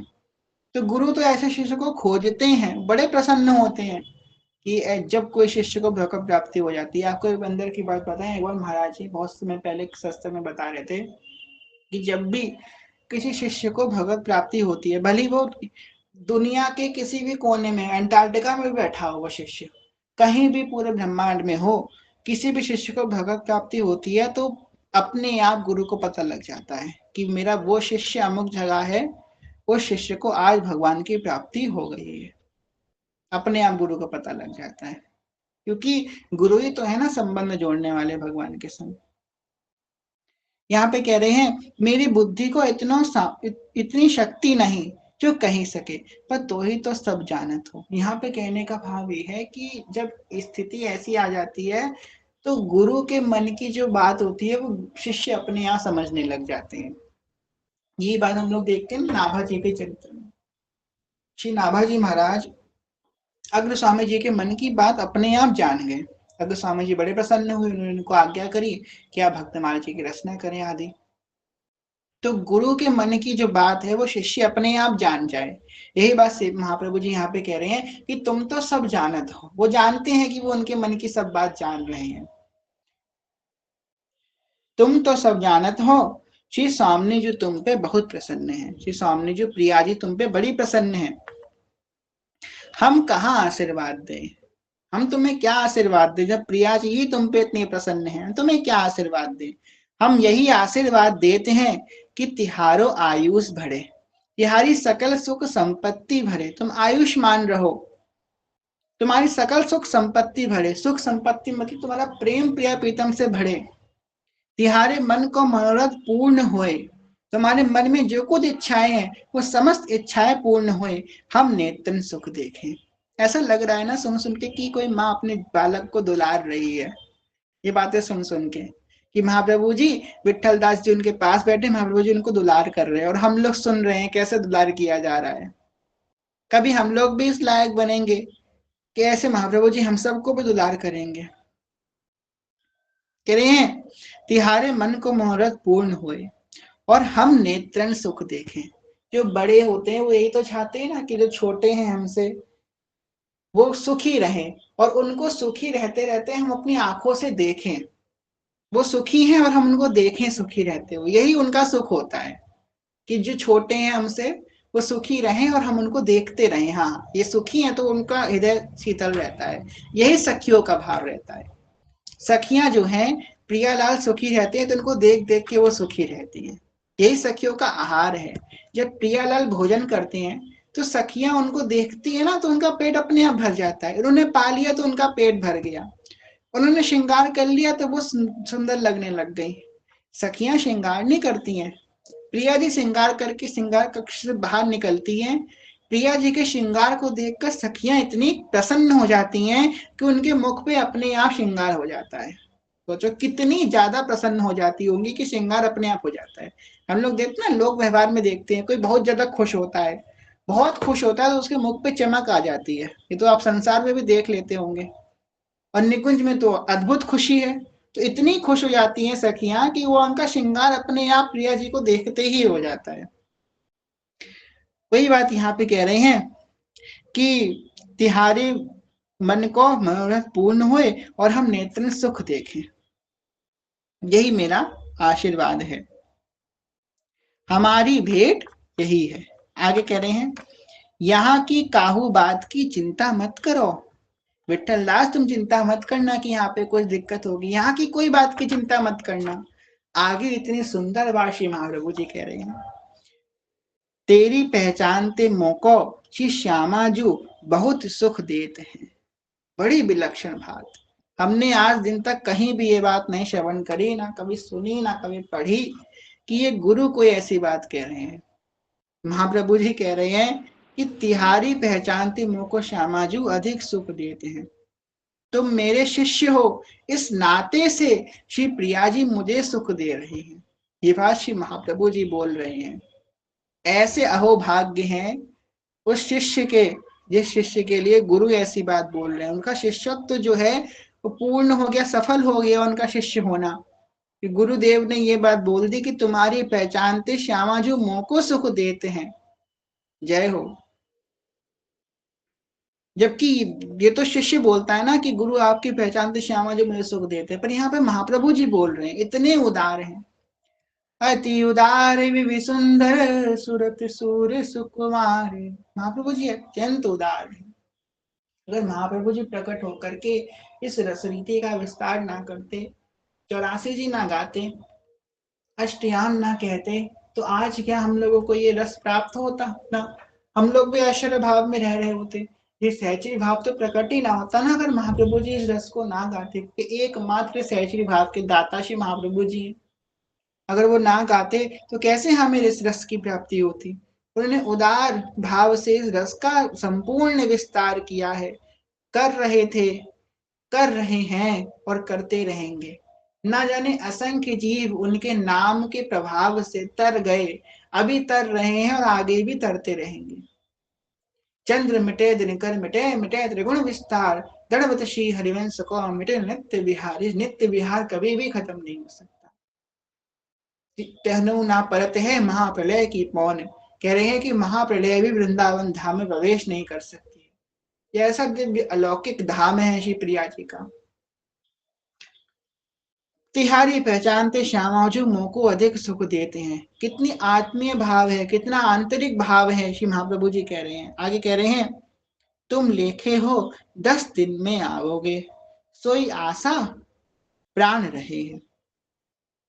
तुमने बोला था विठल दास कि तुम 10 दिन में आओगे मिलने के लिए, तो वही आस लगा करके मैं बैठा हुआ हूँ। आहा, कितने भोले हैं श्री महाप्रभु जी, कितने उदार हैं, कितने सरल हैं कि विठल दास जी ने बोला 10 दिन में आएंगे, तो महाप्रभु जी आस लगा के बैठे हैं कि तुम आओगे, तुम आओगे। हाँ, कोई छोटी सी स्टोरी यहाँ पे याद आ गई। एक बार की बात है, हमारे ग्रुप की एक सखी थी, ठीक है।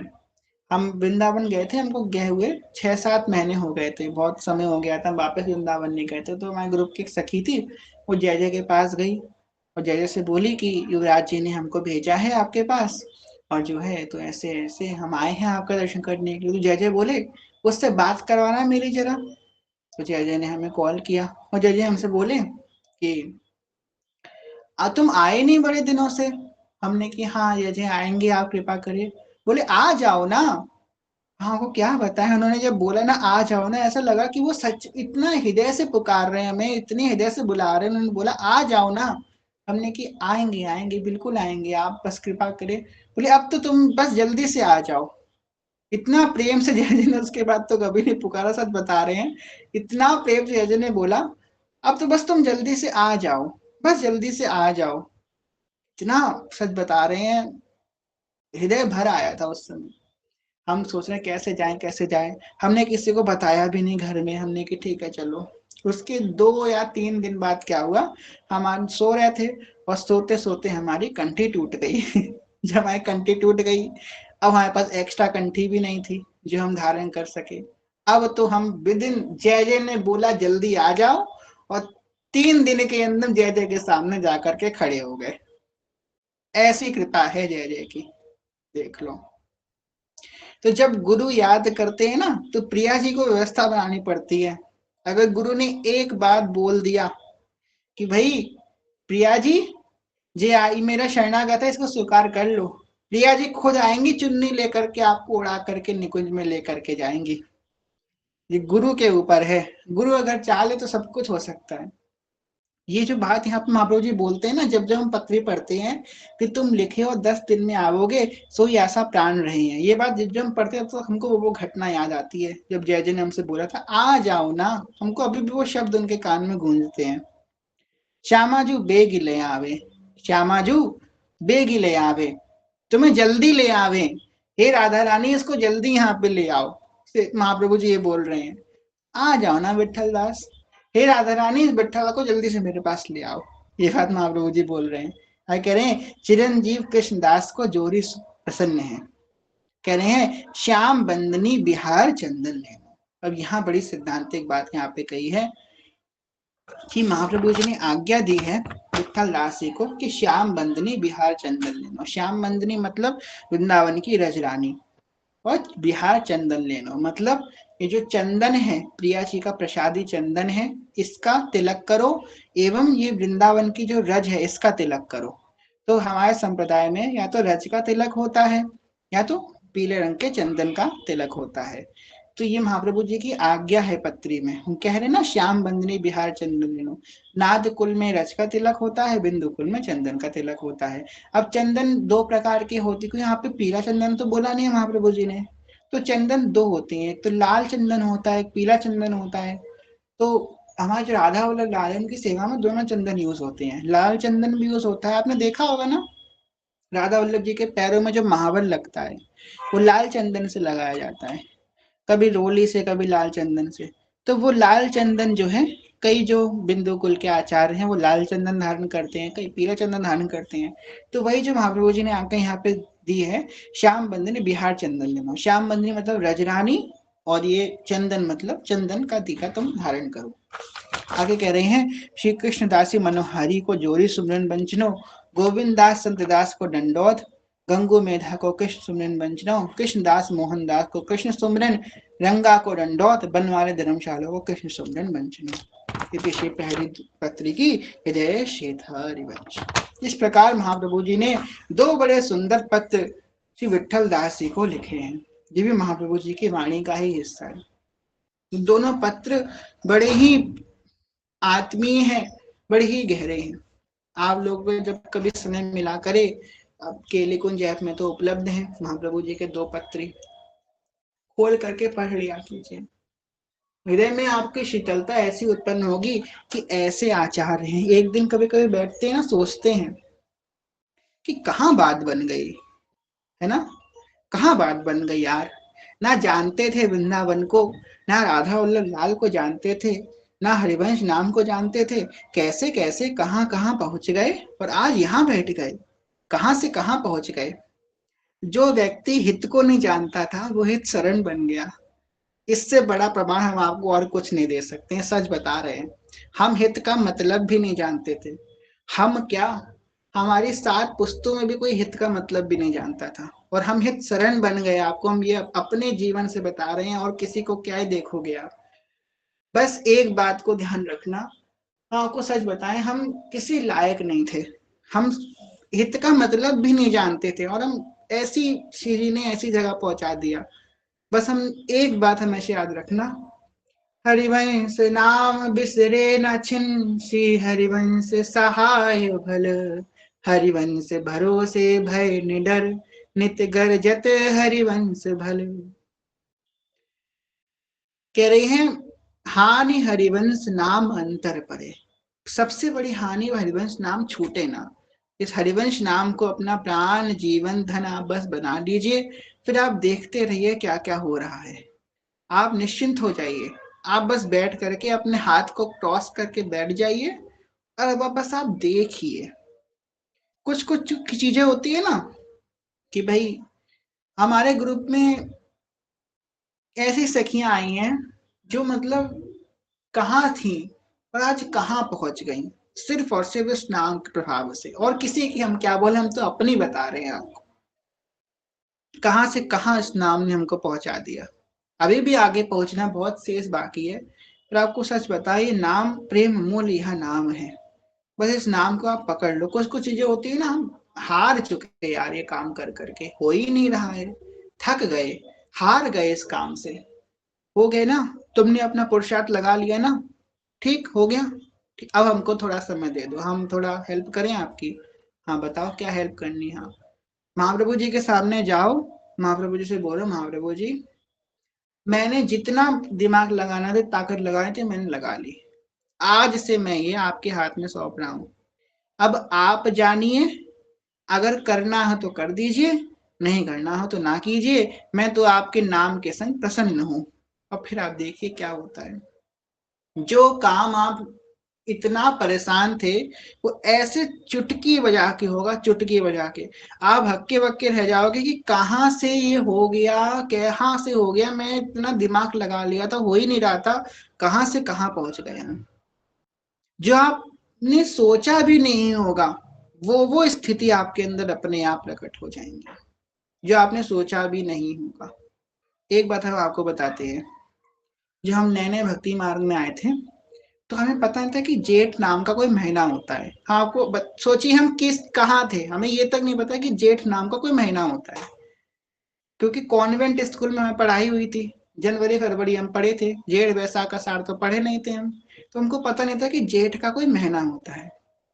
ठीक है, नैन भक्ति में हम आए, और अपने आप मेरे मन में आया कि चलो आज से हम सूर्यदेव को जल चढ़ाते हैं। हमने कहा ठीक है, चलो मन में आता है जल चढ़ाते हैं। सूर्यदेव को जल चढ़ाया, चलो एक काम करते हैं ना, आज पक्षियों के लिए दाना भी रखते हैं, जल भी रखते हैं, सब कुछ करते हैं। सब कुछ कर लिया। सब कुछ करने के बाद यूट्यूब खोल के देखा, और यूट्यूब में आया कि आज से जेठ का महीना प्रारंभ है। हमने कहा अच्छा, जेठ का महीना कुछ होता है, ठीक है, आज से हमने सब चालू किया, जेठ का महीना आज से प्रारंभ है। हमने उसमें देखा कि जेठ के महीने के महात्म्य में लिखा है कि जेठ के महीने से जरूर सूर्यदेव को जल चढ़ाना चाहिए, ये सब करना चाहिए। और हम इतने शॉक्ड रह गए कि ये तो हमने अपने आप ही कर लिया था। जो ये जेठ में महीने में करने वाले कार्य थे, ये तुमको पता भी नहीं था, वो हमने अपने आप कर लिया। तो वो हमसे किसने करवाया, कौन सी एनर्जी थी, इसने हमको सब कुछ बता दिया, अपने आप हम सब कुछ करने लग गए। फिर बाद में हमको पता चला कि इसका महत्व क्या है। वो एनर्जी हित की एनर्जी थी, हित का प्रेम था। इसलिए कह रहे हैं कि आप बस उनकी शरण में चले जाओ, सारे सद्गुण अपने आप आ जाएंगे। आज इस सीजे की कृपा से वृंदा विपिन के यूट्यूब चैनल पे 450 से ज्यादा कथाएं पड़ी हुई हैं। 450 से ज्यादा कथाएं, तो मतलब कम से कम 450 घंटे तो हम बोले ही होंगे।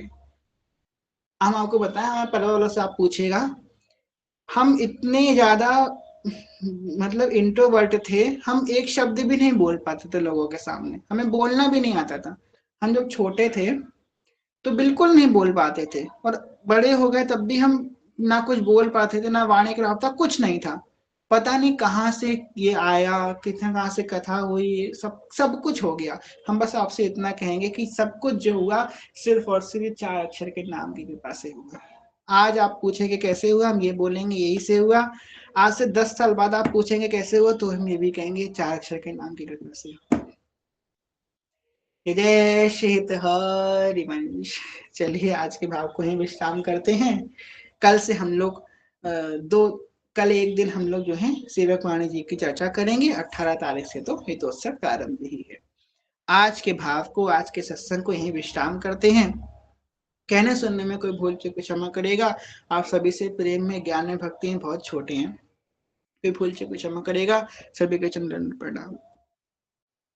पांचकल्पतरुभिक्ष कृपा सिन्धुभैव च पतितनां पावनेभ्यो वैष्णवेभ्यो नमो नमः।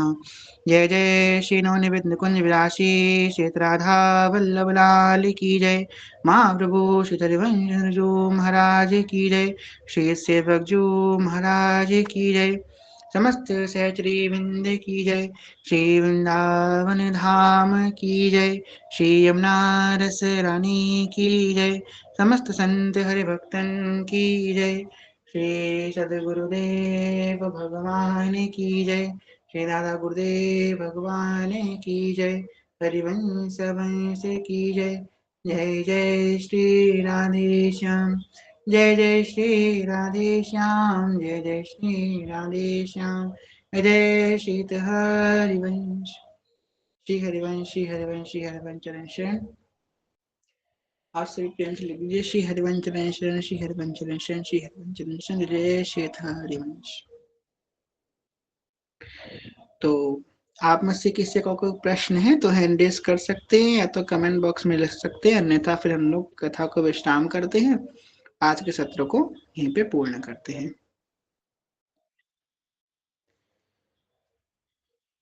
जी, एक किसी का प्रश्न है, हित का तात्पर्य क्या है?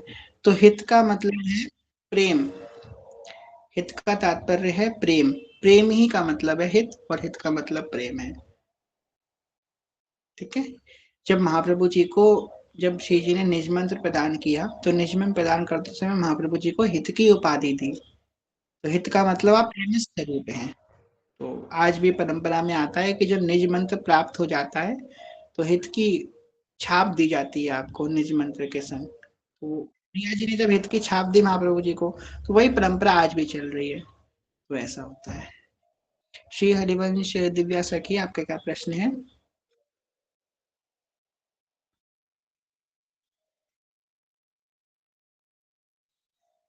वृंदावन षटलीला का पूर्ण पाठ करना है सखी, संपूर्ण पाठ, कोई दोहे ऐसा नहीं है, पूरा वृंदावन षटलीला का पाठ करना है। श्री हरिवंश श्यामा सखी। श्री हरिवंश भैया। जी भैया मेरा प्रश्न ये है कि ऐसा क्या करें जिससे मोह खत्म हो जाए, बहुत सुंदर बात आसक्ति है। खत्म हो जाए। चलिए, बड़ी अच्छी बात है कि आपने बड़ा जी सुंदर प्रश्न किया। और आसक्ति खत्म करने के बहुत सारे उपाय हैं कि योग करना या अपने मन को धारण करना है, तो बहुत एक कठिन उपाय है।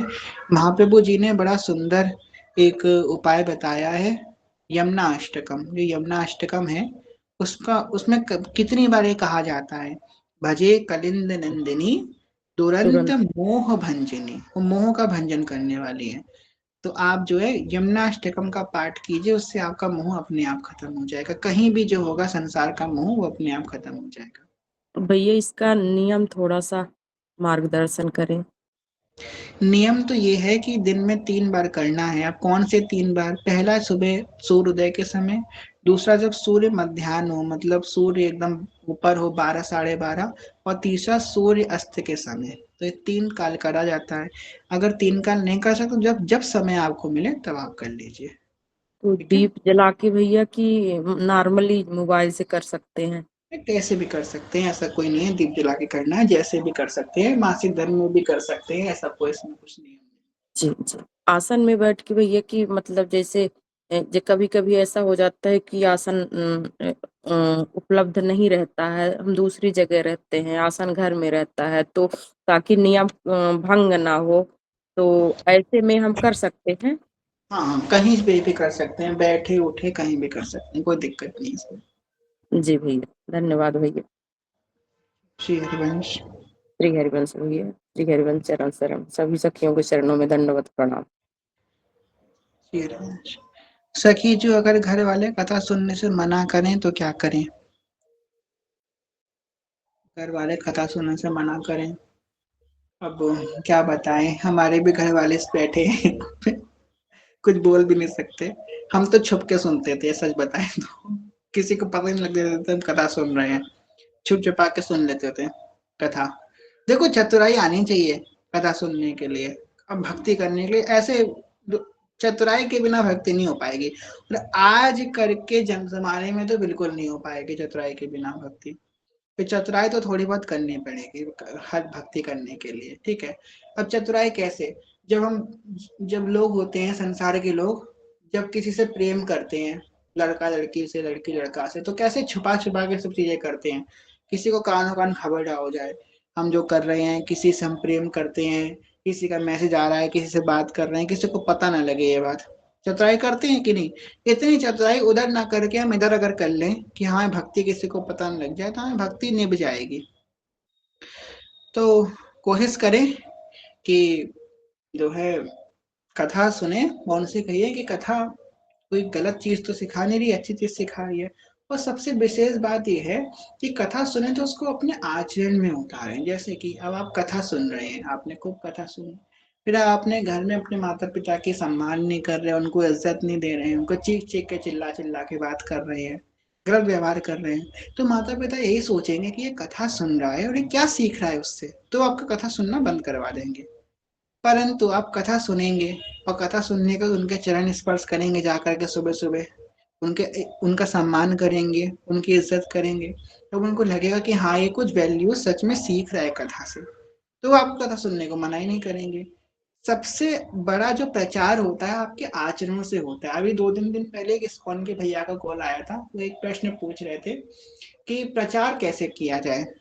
इस्कॉन कानपुर से हैं वो, तो प्रचार कैसे आगे बढ़ाया जाए, तो हमने उनसे ये बात कही कि भैया वाणी से ज्यादा आपके आचरणों से लोग सीखते हैं। आपके जो आचरण होंगे ना उससे लोग ज्यादा सीखेंगे, वाणी से कम सीखेंगे। अगर हम अपने आचरण को पवित्र रखेंगे ना तो हमारा अपने आप अच्छी छाप बनेगी। तो आप अपने आचरणों को पवित्र कीजिए, कोई आपको भक्ति करने से मना ही नहीं करेगा, ठीक है। गुरुदेव बोल रहे थे नहाते समय करना चाहिए, अगर आपको याद हो तो नन्नाष्टकम, हाँ याद हो जाए तो नहाते समय भी कर सकते हैं। भैया जी हमें भी छुप कर कथा सुन रहे हैं, हमारे घर वाले तो अब भी बोलते हैं। कोई बात नहीं, सुनते रहिए, आप लोग उद्धार कर देंगे सबका। आप लोग विलक्षण लोग हैं। देखिए कभी कभी हम लोगों को लगता है ना ये बात कि यार हम इतना भक्ति कर रहे हैं, छुप के करनी है, फिर हम गलत चीज थोड़ा कर रहे हैं, हमको छुप के करना पड़ रहा है। अब छुप के तो करना ही पड़ेगा ना, अगर हम लोग खुल के करेंगे तो विरोध होगा, विरोध होगा, फिर लड़ाई झगड़ा होगा, और उसमें हम लोग की भक्ति कम हो जाएगी। इसलिए देखिए आपको गलत चीज नहीं कर रहे हैं, पर हाँ हम ये भी आपसे नहीं कहेंगे कि आप छुप छाप के भक्ति करें और फिर घर में जो है आप उसका आचरण में ना उतारें, घर में आप गलत बातें बोले, ऐसा नहीं।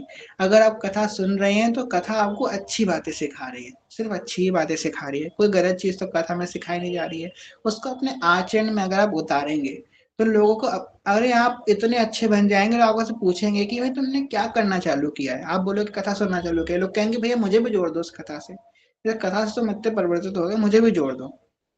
क्योंकि आपके आचरण बोलेंगे ना तब, इसलिए अपने आचरणों को अगर आप पवित्र रखेंगे तो आप, मुझे नहीं लगता कि कोई आपको भी मना करेगा। अपने आप धीमे धीमे सब ठीक हो जाएगा। जब हमने शुरुआत में भक्ति करना प्रारंभ किया और घर में प्याज लहसुन की बात हुई, तो हम आपको बताए, वैसे खैर सब बातें बतानी तो नहीं चाहिए, पर क्या करें आप लोग भी उसी मार्ग में चल रहे हैं, उस परिस्थिति से जूझ रहे हैं, तो हम आपको अपना एक्सपीरियंस बताते हैं। बहुत मुश्किल था हमारे लिए ये करना। क्या होता था, हम माला कर रहे होते थे और हमारे जस्ट सामने बैठ करके सब लोग बोल, इतनी बातें सुननी पड़ती थी, इतनी बातें सुननी पड़ती थी, वे कहते ना जहर का घूंट की तरह हम पी जाते थे, कुछ नहीं बोलते थे, कुछ नहीं बोलते थे। धीमे धीमे उनको लगा कि हाँ ये सहनशील हो रहा है, जो बच्चा एक बात नहीं सुनता था वो आज इतनी सहनशील हो गया है, कितना परिवर्तन हो गया है, तो उन्होंने फिर मना ही नहीं किया। इसलिए हमारे आचरण हमको सिखाते हैं। फिर धीमे धीमे क्या होता, हम लोग जो माता पिता हमको भजन करने के लिए रोकते थे, उनके मुख से हम सुनते थे कि हाँ इसने इतना अच्छा भजन किया, आज ये हम सबका उद्धार कर देगा। क्यों? क्योंकि वो भी ये बात जानते हैं कि ये अच्छा कार्य है, बस उनको डर है, उनको ये बात का डर है कहीं ऐसा ना हो कि ये सब कुछ छोड़ दे। आप उनको इस इनसिक्योरिटी को अगर आप हटा दोगे ना, तो वो आपको मना नहीं करेंगे भक्ति करने के लिए। हम लोग इतना मगन हो जाते हैं ना कि हम सब कुछ भूल जाते हैं। मगन होना अच्छी बात है, तो भूलना गलत बात है। देखो हमें संसार का विस्मरण करना है पर अपने कर्तव्यों का विस्मरण नहीं करना है। भगवान ने भगवत गीता में अर्जुन से क्या बोला कि अर्जुन इन संसार के बंधनों का विस्मरण करो। पर उधर दूसरी तरफ भगवान बोल रहे हैं अर्जुन अपना कर्म करो, माम स्मरण युद्ध च, युद्ध करो, अपना कर्तव्य कर्म करो। अर्जुन पीछे भाग रहे हैं अपने कर्तव्य से, क्षत्रिय धर्म से पीछे भाग रहे हैं, कह रहे हैं ये तो नपुंसक वाले कार्य मत करो अर्जुन, जाओ युद्ध करो जाकर के। कह रहे हैं अपने क्षत्रिय धर्म का पालन करो, तो अपने कर्म को हमें करना है, कर्म में हमें नहीं करना है। और जो कर्म में हानि करेगा फिर तो आप समझ लीजिए फिर तो प्रमाद भर जाएगा। तो कर्म अपने करते रहिए, भक्ति भी संग में चलाते रहिए, फिर कोई आपको कभी, और भक्ति तो हमारे कर्म को पवित्र और करेगा। अगर कोई डॉक्टर है वो भक्त बन गया है तो अब वो अनुचित कार्य नहीं करेगा डॉक्टरी चलाने के लिए, अच्छा डॉक्टर बनेगा। अगर कोई टीचर है और वो भक्त बन गया है तो बच्चों को पढ़ाई के संग संग वैल्यूज भी सिखाएगा, वो अच्छा टीचर बन जाएगा। तो अगर आप भक्त बन के किसी प्रोफेशन को ज्वाइन करते हैं तो आप उस प्रोफेशन में और अच्छे हो जाएंगे। भक्ति तो आपको रिफाइन करती है। इसलिए कर्तव्य कर्मों से ना पीछे हो और किसी को अपना दुश्मन ना समझे। क्या होता है माता पिता हम लोगों को मना करते हैं, शुरुआत में बचकानी बुद्धि होती है तो ये तो हमारे बड़े दुश्मन है, ये जो है हमको भक्ति की मना करते हैं, इनसे बुरा तो कोई नहीं है, ये लोग तो माया है, इत्यादि इत्यादि हमारे मन में आता है। पर आपको एक बात बताएं वो ऐसा क्यों करते हैं, यहाँ पे समझने की एक बात है। उन्होंने आपको छोटे से देखा है, ठीक है, जब आप बोल भी नहीं पाते थे, जब आप चल भी नहीं पाते थे, वो आपको तब से देख रहे हैं, ठीक है। वो अपनी जगह क्यों ठीक है, वो अपनी जगह इसलिए ठीक है, वो जानते हैं कि ये बच्चा जो है 2 दिन तो इसका मन एक चीज में लगता है, तीसरे दिन उस किसी और चीज में चला जाता है, ये क्या भक्ति कर पाएगा, ठीक है। इसलिए वो ऐसी बात बोलते हैं। दूसरी बात, सबसे बड़ी बात तो ये है कि उनको इतने भक्ति का महत्व नहीं पता है, इसमें उनकी गलती नहीं है। उनके जमाने में ऐसा सत्संग नहीं होता था, उनके जमाने में इतना सुलभ नहीं था, वहां अपने गुरुदेव भगवान के इतने सत्संग नहीं आते थे, इतनी कथाएं नहीं होती थी। पहले के जमाने में क्या होता था, एक व्यक्ति आता था कथा सुनने, कथा सुन के आता था, सबको सुनाता था घर पे, ये होती थी तब सोशलाइजिंग। टीवियों पे कथा नहीं आती थी।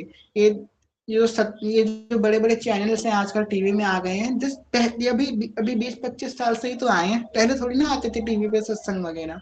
तो पहले ये सब नहीं हुआ करता था, उनके समय में इतने सुलभ नहीं था, इसलिए उनको इतना महत्व नहीं पता है भक्ति का। आपको इतना सुलभता हो गया, आपको महत्व पता लग गया है, तो वो प्रेम से बैठा है, उनको समझाए, वो समझेंगे। आपके दुश्मन नहीं है, आपके माता पिता हैं, तो किसी को अपना दुश्मन मत समझिए, और प्रेम से समझाएंगे तो हर व्यक्ति समझेगा।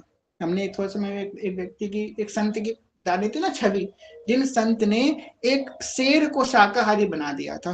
जब शेर जैसे हिंसक जीव जब संभल सकता है तो आपके माता पिता क्यों नहीं समझेंगे। तो उनको अपना दुश्मन मत समझिए। बस ये है कि अनुकूलता प्रतिकूलता तो आती है भक्ति में, अब चाहे माता पिता के रूप में आए चाहे संसार के रूप में आए। किसी का पति नहीं भक्ति करने देता है, किसी की पत्नी नहीं करने देती है। पत्नी से भी पीड़ित आते हैं, ऐसा नहीं पति से पीड़ित आते हैं सब, पत्नी से पीड़ित वाले कमेंट में नहीं आते हैं, वो मेरे इनबॉक्स में आते हैं, क्योंकि वो यहाँ पे नहीं बोलने, उनको शर्म आती है। तो पति पत्नी से पीड़ित लोग भी होते हैं। बहुत से माता पिता बच्चों से पीड़ित होते हैं, यहाँ बैठे हैं माता पिता, हम नाम नहीं लेंगे, माता पिता बच्चों से पीड़ित हैं कि बच्चे भक्ति नहीं करने देते हैं। बहुत से बच्चे पीड़ित है कि माता पिता भक्ति नहीं करने देते हैं। तो बहुत सी बहुएं पीड़ित है कि सास भक्ति नहीं करने देती है, बहुत सी सास पीड़ित है कि बहू भक्ति नहीं करने देती है। तो ये सारे रिश्तों में, सिर्फ माता पिता में नहीं है। क्यों? क्योंकि कहीं ना कहीं से तो आएगा ना माया आपके पास, बस उसको घृणा ना करें, इस बात को हमेशा ध्यान रखें। ठीक है, खैर बहुत अच्छी आज बातें हो गई।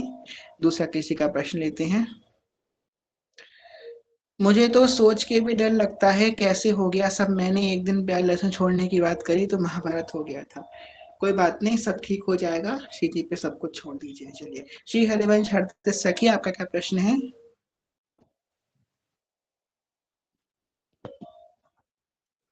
श्री हरिवंश सखी, आपकी आवाज। तो जी 11 जी माला शिव जी को वो उसी भाव से समर्पित। और जी। दूसरी बात ये भैया, हमें स्वरूप का बोध कैसे होगा भैया, अपने स्वरूप का बोध कैसे स्वरूप का होगा? बोध सेवा करते करते अपने आप हो जाएगा। अब ऐसे अपने आप कोई मार्ग नहीं है इसका स्वरूप का बोध का। जब हम कैपेबल होंगे ना स्वरूप के बोध करने के लिए, तो हमें अपने आप स्वरूप का बोध हो जाए, होने लग जाएगा। बस हमको गुरु आज्ञा में और वाणी और नाम में रहना है, स्वरूप का बोध अपने आप हो जाएगा।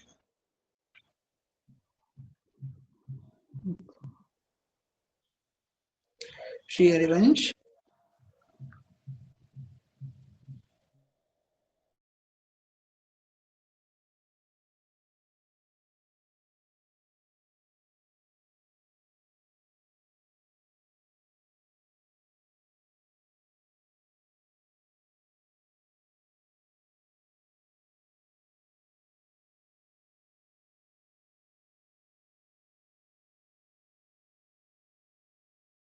कहते थे कि हम लोग मिलके ब्यावला करेंगे, हम लोग मिलके ब्यावला करेंगे, और पता नहीं था कि कैसे ब्यावला करेंगे।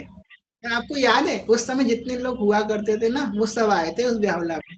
जितने हुआ करते थे उस समय ब्यावला में, वो सब आए थे। तो वो तब की बात प्रियाजू ने कब स्वीकार करी और कब कैसे श्री प्रिया जी ने विधान बनाया।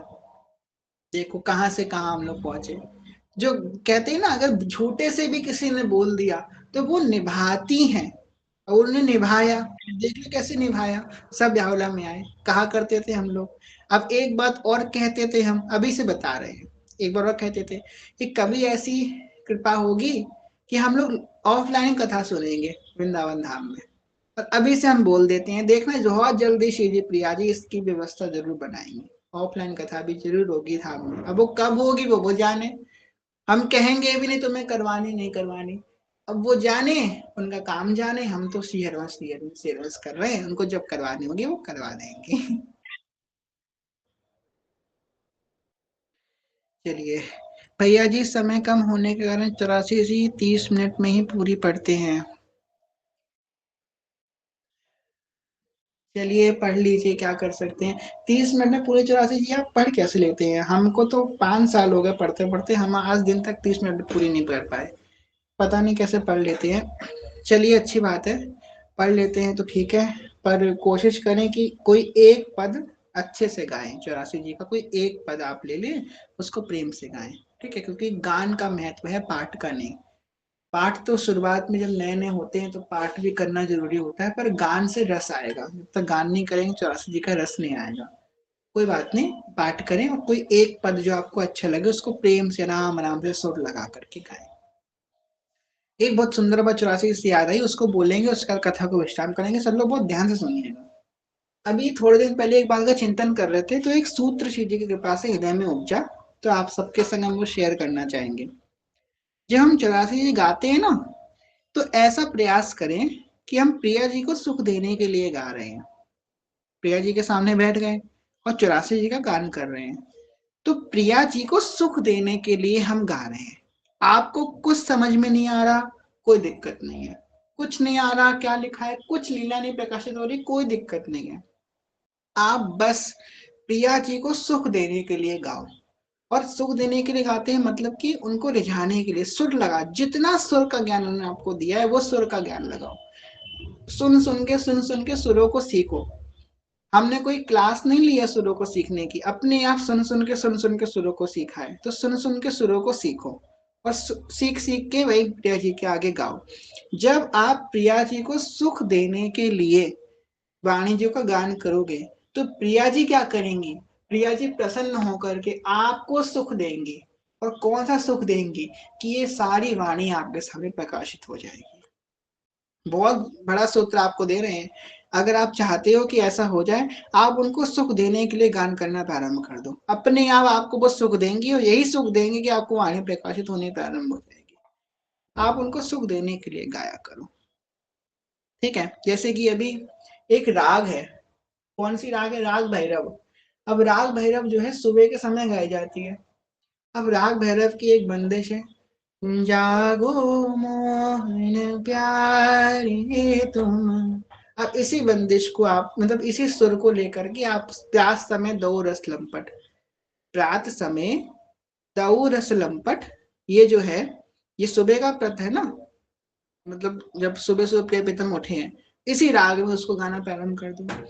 प्रात समय दो रस लंपट, सुरत द्रुज जय जुत अति, श्रम वारिज धन बिंदु बदन पर, भूषण अंग ही अंग को।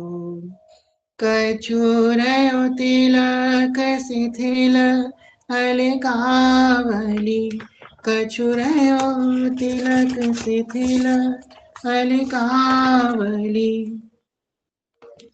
बदन कमन मानो अलीबू, जय श्री हित हरि वैस मदन, रंग रंगी रहे नैन बैन कटी शिथिल दुकू। आ गया आपको? ये आपने प्योर राग में गाया।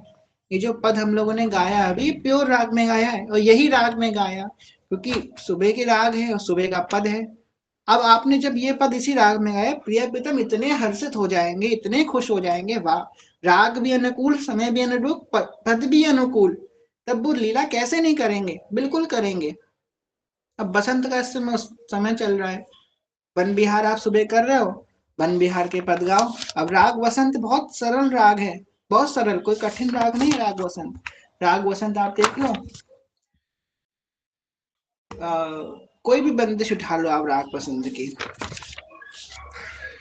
जैसे कि यही अपने महाप्रभु जी का पद है ना, देख वन की बात राधे, देख वन की बात, ऋतु बसंत अनंत मुकुलित कुसुमार, फल पात राधे देख वन की बात। इस तरीके से आप कोई भी बंदिश उठा करके राग पकड़ के वो पद को गा सकते हो। गाओ आप, प्रिया प्रीतम कैसे सुबह सो जाते हैं आप देखो फिर। बहुत टेक्निकल बात है, कुछ लोगों को नहीं समझ में आई होगी, धीमे धीमे कथा सुनते रहिए, समझ में आ जाएगी। ठीक है, चलिए आप श्री जी को शयन करवाते हैं। जय श्री हरिवंश। अखियों में नींद भर